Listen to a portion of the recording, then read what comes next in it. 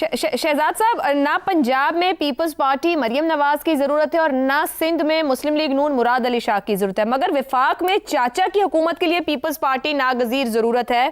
क्या भतीजी को पीछे हटना पड़ेगा? क्या सदर जरदारी साहब जिस तरीके से संभालने की कोशिश कर रहे हैं, सिचुएशन संभाल के पीपल्स पार्टी नून लीग काम डाउन हो जाएंगी या मामला कहीं और जाते देखते हैं?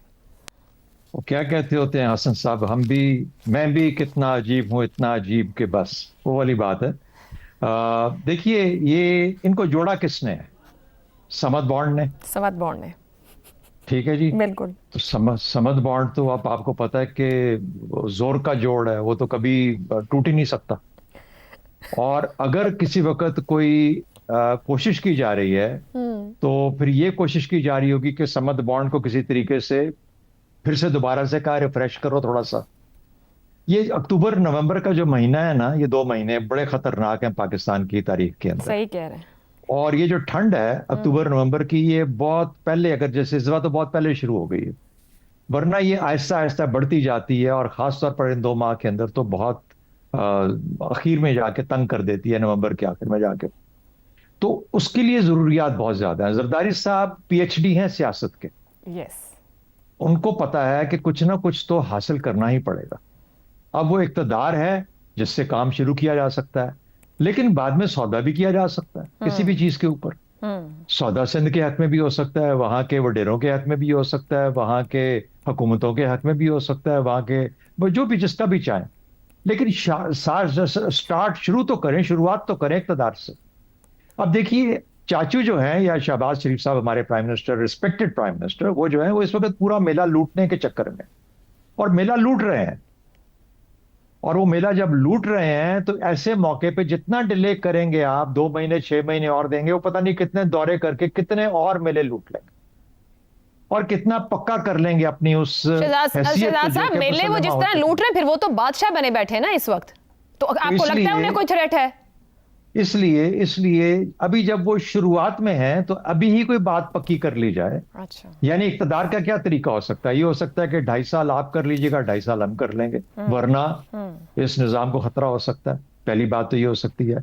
फिर कोई ये ना माने क्योंकि हालात ठीक हैं, जिस तरह आप कह रहे हैं, बादशाह बने बैठे हैं, मेले लूटे जा रहे हैं, मामलात अच्छे चल रहे हैं, उस सूरत में फिर कोई कुछ ले कुछ दे की बुनियाद पे मामलात तय किए जा सकते हैं। और आपको तो पता है कि घाटे का सौदा सिंध कभी नहीं करता। तो जो मिलेगा, जो होगा, वो उनके फायदे में ही होगा जो मिलेगा। तो ये जो कुछ आप देख रहे हैं, अच्छा, अब एक चीज उसके अंदर एक एंगल है, और ये अज़मा बीबी और शर्जील मेमन की हद तक तो ठीक है, ये आपस में लगे रहे, खेल तमाशा लगे रहे। लेकिन ये जब मरियम बीबी बीच में शामिल हो जाती हैं तो ये उस खेल को मुसम्मम कर रही हैं जो कि शायद सिंध खेल रहे हैं इनके साथ।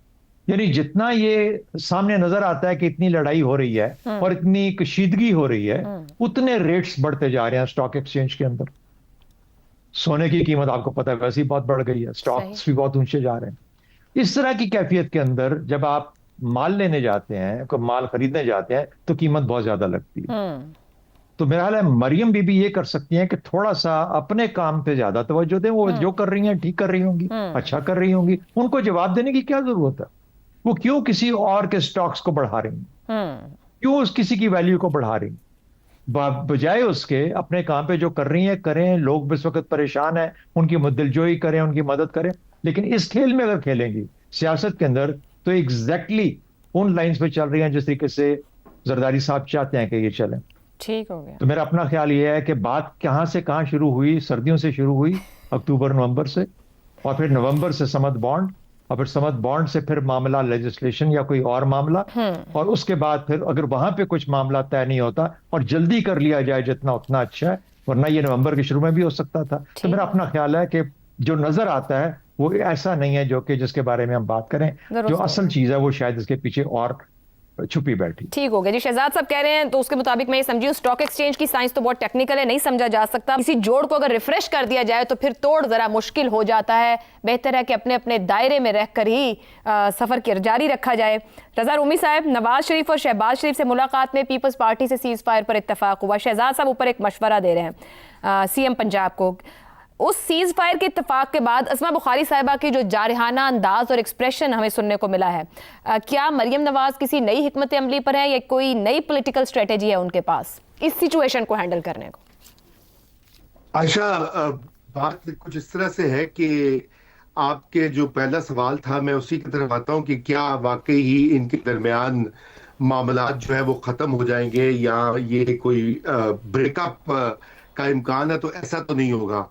और उसकी वजह ये है कि ये जो निज़ाम तरतीब दिया गया है इसमें पाकिस्तान पीपल्स पार्टी की शमूलियत और उनका जो इत्तेहाद है वो मरकजी सतह के ऊपर वो उसकी अशद जरूरत भी है और उसके बगैर चल नहीं सकती गवर्नमेंट।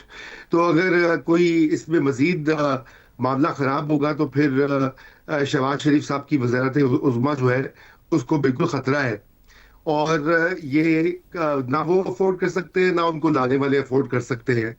अब रही बात कि ये क्या मामला हो रहा है, ये मामला देखिए इसमें दो तीन बातें। एक तो पाकिस्तान पीपल्स पार्टी के बड़े देरीना शिकायत हैं पंजाब हुकूमत से और मरियम नवाज साहिबा से कि उनके जो मुख्तलिफ काम है थाना कचहरी के या पेट्रोनेज की सियासत जो है पंजाब में उसमें उनको ड्यू शेयर नहीं मिल रहा। अगर एक कोलिशन है और उसके ऊपर पीएमएलएन का मौकफ बड़ा वाज़ेह है, वो ये कहते हैं कि भाई आप पंजाब में हिस्सेदार नहीं है हुकूमत के, तो आप किस तरीके से ये मांग रहे हैं? क्योंकि आपको पता है ये ट्रांसफर्स, पोस्टिंग्स, अपॉइंटमेंट्स, पटवारी, थानेदार, ये यहाँ पर होती है सियासत पंजाब की, या कम से कम रवायती सियासत तो उसी को के जरिए की जाती है। तो एक तो इनका ये मसला बड़ी देर से चल रहा था। आपको पता है कि ये पहली बार नहीं है शिकायत जो आती रही, लेकिन वो जरा लो ग्रेड का आपस में था टकराव। इस बार ये मामला कहीं ज्यादा संगीन हो गया है और संगीन होने की वजह जैसे हमने उस दिन भी बात की थी कि एक तो सैलाब की के बाद जो रिलीफ या इमदाद है वो दोनों पार्टीज ये चाहती हैं कि भाई उनका ये पेट्रोनेज जो है उनके तरफ से हो और उनके सियासी पॉइंट्स बने। ये पॉइंट स्कोरिंग है। अगर बेनजीर इनकम सपोर्ट प्रोग्राम के जरिए होगी तकसीम इमदाद तो पाकिस्तान पीपल्स पार्टी को फायदा होगा कि भाई वो बेनजीर भुट्टो के नाम पर है। और अगर मरियम नवाज जो है वो अपने कार्ड्स यूज करेंगी या अपने तरीका कार करेंगी तो जाहिर बात है वहां पे मरियम नवाज की पिक्चर लगी होगी। प्रॉब्लम यहाँ आ रहा है, अभी है तो बहुत ही मामूली और फरोई किस्म की बात, लेकिन ये सीरियस झगड़ा बन चुका है। दूसरा इसमें प्रॉब्लम बिल्कुल एक आता है और वो ये आता है कि हम ये देख रहे हैं कि एक हल्का फुल्का पंजाबी नेशनलिज्म भी उभर कर आ रहा है। ये याद रहे कि पाकिस्तान की अगर आप तारीख देख लें तो उसमें जो सब नेशनलिज्म्स हैं वो हमारे तीन छोटे सूबों में, पहले बंगाल में उसका हमने देखा मजहर 60 और 70 के अवाइल में, उसके बाद ये मियां नवाज शरीफ जो है उन्होंने 1988 में ये जाग पंजाबी जाग तेरी पग नू लग गया दाग उसका नारा दिया था। उसके बाद वो फिर ठंडे हो गए क्योंकि वो फिर मरकजी सियासत में इस्टेब्लिशमेंट के बड़े करीब थे तो उन्होंने वो चीज छोड़ दी। लेकिन अब मरियम नवाज साहिबा जो है वो इस वक्त पंजाब की एक मुहाफिज माँ, और उन्होंने क्या इस तरह की अल्फाज भी इस्तेमाल किए कि पंजाब की तरफ जो उंगली उठेगी उसे तोड़ देंगी और ये कर देंगी और वो कर देंगी। तो ये बड़ी अग्रेसिव लाइन है और ये पाकिस्तान मुस्लिम लीग नून की एक सियासी हिकमत अमली भी है, क्योंकि जो उनको सेटबैक हुआ है माजी करीब में, खुसूसन फरवरी 2024 के इलेक्शंस में, उसके लिए वो ये समझ रहे हैं कि उनको एक तो खैर खिदमत और पेट्रोनेज की सियासत तो करनी है, साथ में ये एक नारेबाजी जो है वो भी पंजाब के अंदर और वस्ती पंजाब खसूसन जहां पे पीएमएलएन का जो गढ़ है उसमें अपने सपोर्टर्स और अपने वोटर्स को राइल अप भी करना है। तो ये ठीक है इस वक्त पाकिस्तान पीपल्स पार्टी हदफ है, लेकिन ये एक लाइन ले रही है पीएमएलएन और बड़ी कसदन सोच समझ के ये बात की जा रही है। अब मामला यहीं पर है। आप ठीक हो गया जी। सियासत में जो एग्रेसिव एक्सप्रेशन हमें नजर आ रहा है, सियासी मफादात के हुसूल की जंग है, मगर पैनल ये कह रहा है कि इसको बड़े तय करवा लेके मामला बहुत हद तक या आगे नहीं जाएगा।